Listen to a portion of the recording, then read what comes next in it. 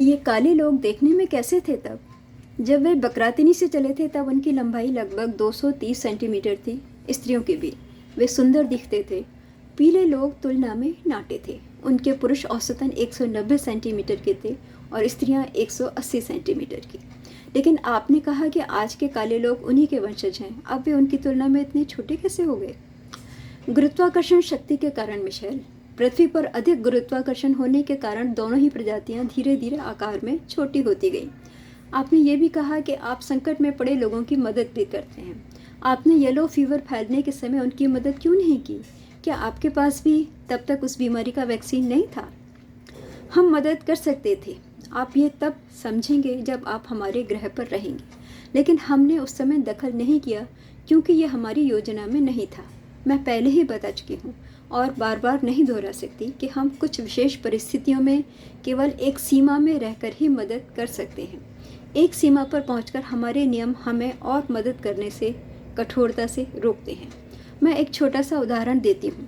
कल्पना कीजिए कि एक बालक है जो रोज़ स्कूल जाता है पढ़ने के लिए। स्कूल से आकर वो अपना गृह कार्य करने के लिए सहायता मांगता है, मगर उसके अभिभावक समझदार हैं तो वे उसे समझाएंगे कि गृह कार्य इसलिए दिया जाता है कि विद्यार्थी स्वयं अपनी समस्या सुलझाना सीखें, न कि किसी दूसरे की सहायता लें।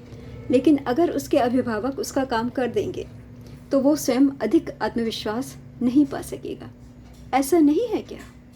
उसे हर साल उसी कक्षा में पढ़ना पड़ेगा और इससे उसके अभिभावक उसका भला नहीं कर सकते। जैसे कि आप आगे चलकर देखेंगे, हालांकि आप पहले से ही ये सब जानते हैं। आप अपने ग्रह पर इसलिए हैं जिससे आप ये सीखें कि आपको कैसे जीवन जीना, कष्ट सहना और मृत्यु को स्वीकार करना है। लेकिन साथ ही ये भी कि जितना हो सके आप अपना आध्यात्मिक विकास भी करें। हम इस विषय पर बाद में बात करेंगे, जब थाउरी आपसे बात करेंगे तब। अभी मैं आपको इन लोगों के विषय में विस्तार से बताती हूँ। उन्होंने येलो फीवर के श्राप से अपने को मुक्त किया और अपने को इस नए ग्रह पर अच्छे से स्थापित कर लिया। उस समय ऑस्ट्रेलिया में केवल बहुत अधिक जनसंख्या ही नहीं थी, बल्कि आजकल जिसे अंटार्कटिक कहते हैं वहाँ भी ऐसा ही था। पर उस समय वहाँ की जलवायु समशीतोष्ण थी। न्यू गाइना भी ऐसा ही था। येलो फीवर के श्राप से मुक्त होते होते काले लोगों की जनसंख्या केवल 795 मिलियन हो गई। मैं सोचता था कि अंटार्कटिक वास्तव में कोई महाद्वीप नहीं था। मैंने कहा उस समय यह ऑस्ट्रेलिया से जुड़ा हुआ था और आज के समय की तुलना में काफ़ी गर्म था, क्योंकि तब पृथ्वी की धुरी दूसरे कोण पर थी। तब अंटार्कटिक की जलवायु आज के दक्षिण रूस की जलवायु के समान थी। क्या वे लोग कभी बकरातिनी वापस नहीं गए? नहीं। पृथ्वी पर बस जाने के बाद उन्होंने सख्त नियम बना लिया कि कोई भी वापस नहीं जाएगा। उनके ग्रह का क्या हुआ? जैसी कि भविष्यवाणी थी, वो धीरे धीरे ठंडा हो गया और मरुस्थल बन गया, मंगल ग्रह की तरह। उन लोगों की राजनीतिक व्यवस्था कैसी थी? बहुत सादा। हाथ उठाकर चुनाव। किसी गांव या जिले के नेता का चुनाव होता था। जिले के नेता लोग मिलकर नगर के नेता का चुनाव करते थे और साथ ही 8 ऐसे लोगों को चुनते थे जो ज्ञान, सामान्य समझ, निष्ठा और बुद्धिमत्ता में अधिक वरिष्ठ माने जाते थे। उनका चुनाव कभी भी संपत्ति या परिवार के आधार पर नहीं होता था और सभी चुने हुए लोग 45 से 65 वर्ष की आयु के होते थे। नगर और क्षेत्र के नेता, एक क्षेत्र में 8 गांव होते थे। उन 8 विशिष्ट लोगों से बातचीत करते थे। 8 विशिष्ट व्यक्तियों की परिषद, जिसे गुप्त मतदान के माध्यम से 7 वोट मिलने पर चुना जाता था, अपने एक प्रतिनिधि का चुनाव करते थे जो प्रांत परिषद में उनका प्रतिनिधि बनता था। ऑस्ट्रेलिया में उदाहरण के लिए 8 प्रांत थे, जिनमें से प्रत्येक में 8 नगर या क्षेत्र होते थे। प्रांतीय परिषद में इस तरह से 8 प्रतिनिधियों का शिष्टमंडल होता था जो एक विशेष नगर या क्षेत्र का प्रतिनिधि होता था। प्रांतीय परिषद की बैठक में कोई महान ऋषि मुखिया बनता था और वे सब सरकार की रोज़मर्रा की समस्याओं पर विचार विमर्श करते थे। पानी पहुंचाना, चिकित्सालय, सड़कें आदि। सड़कों पर काले और पीले दोनों ही प्रजातियों के लोग बहुत ही हल्के वाहन का प्रयोग करते थे, जिनमें हाइड्रोजन मोटर लगे होते थे जो ज़मीन से उठकर चलते थे। एंटी मैग्नेटिक और एंटी ग्रेविटेशनल फोर्स पर उस तकनीकी के आधारित होने की वजह से।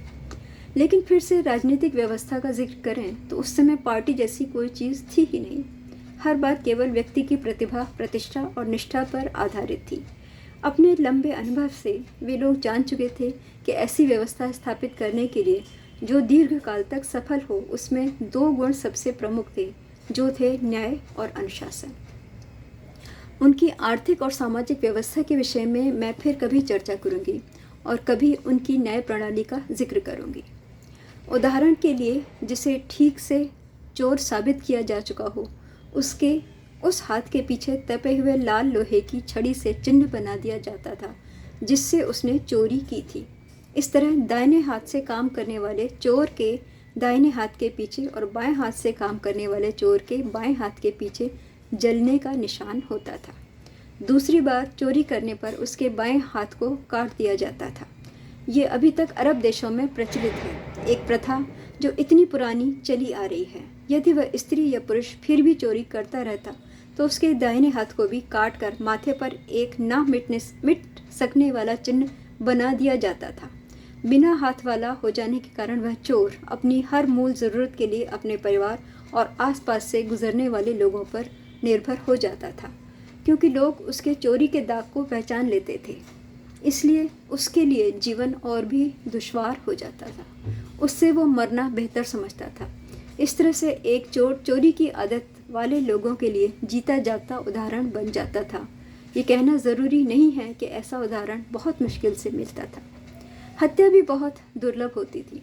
जिन पर हत्या का आरोप लगता था उन्हें एक अलग कमरे में ले जाकर अकेला छोड़ दिया जाता था।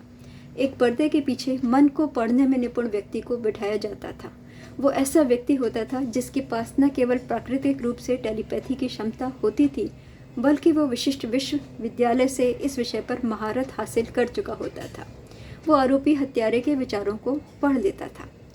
आप ये कहने जा रहे हैं कि प्रशिक्षण से ये संभव है कि किसी के मस्तिष्क को शून्य कर दिया जाए, लेकिन ऐसा लगातार 6 घंटों के लिए संभव नहीं है। फिर भी बहुत बार जब वह व्यक्ति बिल्कुल भी आशा ना करे, तब कुछ निश्चिंत ध्वनियाँ उसे सुनाई दे सकती हैं, जिससे उसका ध्यान टूट जाएगा। सावधानी बरतने के लिए 6 माइंड रीडर नियुक्त किए जाते थे, एक दूसरी इमारत में जो पहली इमारत से कुछ दूरी पर होती थी। वहाँ भी बचाव और अभियोग के लिए गवाहों को भी इसी प्रकार परखा जाता था। एक भी शब्द कहा या सुना नहीं जाता था और अगले 2 दिनों तक वही प्रक्रिया दोहराई जाती थी, लेकिन इस बार यह 8 घंटे तक चलती थी। चौथे दिन सभी माइंड रीडर मिलकर अपनी रिपोर्ट 3 न्यायाधीशों के एक पैनल को देते थे, जो अभियुक्त और गवाहों का साक्षात्कार और जिरह करते थे। कोई वकील या जूरी नहीं होती थी। न्यायाधीशों के सामने मामले के सारे विवरण होते थे और वह पूरी तरह से अभियुक्त के अपराधी होने को सुनिश्चित करते थे। क्यों? सज़ा मौत होती थी, मिशेल, और वो भी बहुत भयानक। अपराधी को जीवित ही मगरमच्छों के सामने फेंक दिया जाता था। बलात्कार के मामले में, जिसे हत्या से भी अधिक जघन्य अपराध समझा जाता था, सज़ा और भी अधिक क्रूर होती थी। अपराधी को शहद से लपेटकर चींटियों की बांबी के पास कंधे तक ज़मीन में दबा दिया जाता था। उसे मरने में 10 से 12 घंटे लगते थे। जैसा कि आप समझ गए होंगे, दोनों ही प्रजातियों में अपराध की दर बहुत कम थी, इसलिए उन्हें जेल की ज़रूरत ही नहीं थी। आपको नहीं लगता कि वो सब बहुत अधिक क्रूरतापूर्ण था? आप ये सोचें कि एक 16 साल की लड़की जिसके साथ बलात्कार करके हत्या कर दी जाती है, उसकी माँ पर क्या गुजरती होगी। क्या अपनी संतान को इस प्रकार से खोने पर वो माँ दुनिया की सबसे अधिक क्रूरता की शिकार नहीं होती? उसने तो कोई अपराध नहीं किया, पर उसे इतनी बड़ी यातना से गुजरना पड़ा, जबकि अपराधी को मालूम होता है कि उसे अपने किए का क्या फल मिलेगा। इसलिए यह क्रूरता उसे सज़ा देने के लिए ज़रूरी है। जैसा कि मैंने स्पष्ट किया, उस समाज में अपराध बहुत ही दुर्लभ थे।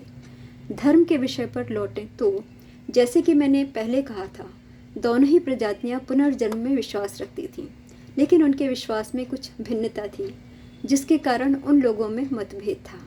कुछ धर्मगुरुओं ने मतभेद का लाभ उठाकर लोगों को अपनी विचारधारा का अनुयायी बनाकर आपस में बांट लिया। काले लोगों में जो मतभेद थे, उनके दूरगामी परिणाम बहुत घातक हुए।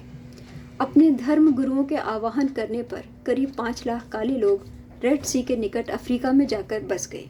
उस समय रेड सी नहीं था और केवल अफ्रीका था। वे लोग गांव और नगर बसाने लगे। लेकिन राजनीतिक व्यवस्था जिसका मैंने वर्णन किया था, जो प्रत्येक दृष्टि से न्यायपूर्ण और प्रभावी थी, वो बिखर गई। धर्मगुरुओं ने खुद ही सरकार के मुखिया का चुनाव करना शुरू कर दिया, जिससे वे लोग एक प्रकार से धर्मगुरुओं के हाथ के खिलौने बनकर रह गए। उस समय से लोगों को बहुत सारी समस्याओं का सामना करना पड़ने लगा, जैसा कि आजकल पृथ्वी पर आप लोग कर रहे हैं। भ्रष्टाचार, वेश्यावृत्ति, नशीले पदार्थ और सब प्रकार के अन्याय। पीले लोगों में व्यवस्था अच्छी तरह से चलती रही और कुछ छोटे मोटे धार्मिक मतभेद के बावजूद उनके धर्मगुरु राजनीतिक मामलों से दूर रहे।